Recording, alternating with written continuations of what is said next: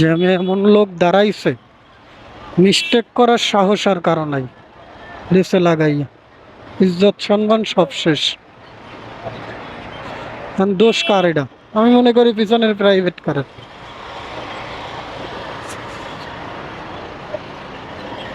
তাই তো কই, এত ফ্রি কেন রোড? এই জায়গা তো এত ফ্রি থাকে না।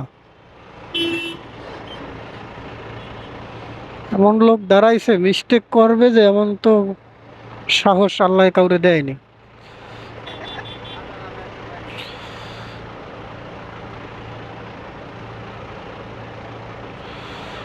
আমি তো মনে হয় যাইতে পারতাম,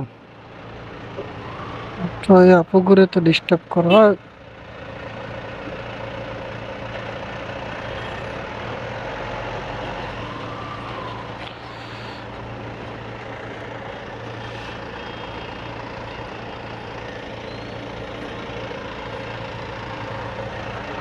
আমি তো যেতে পারবো।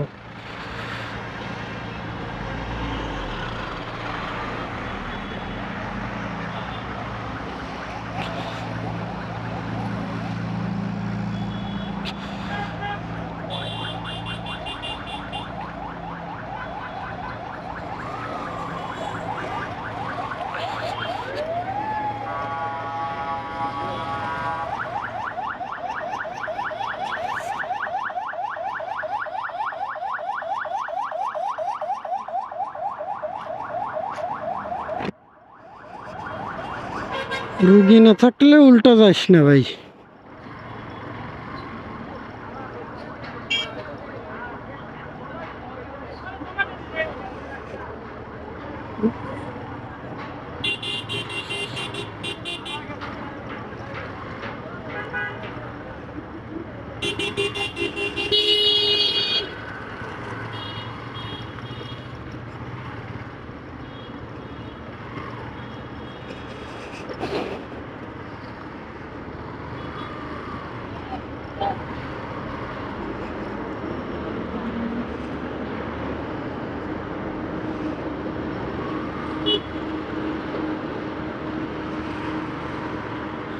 ওরা কেমনটা লাগে এখন কোন? তো এখন ভালো প্যাচ লাগাইছে, তো আমি আর ওদিকে যাইতে পারবো না।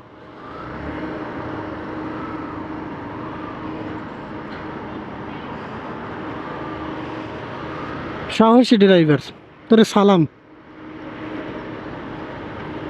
ব্যাগ দে দে দে, ব্যাগ দিতে তুই বাধ্য।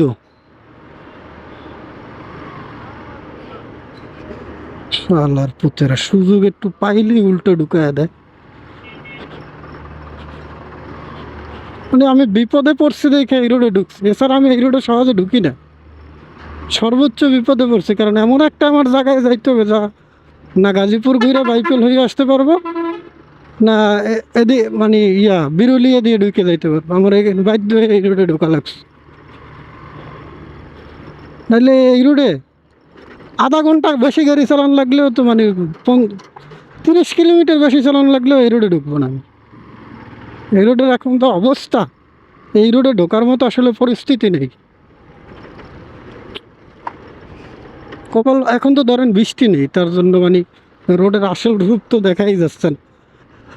বৃষ্টি হলে এগুলো মাখন হয়ে থাকে, মাখন, কাদা না।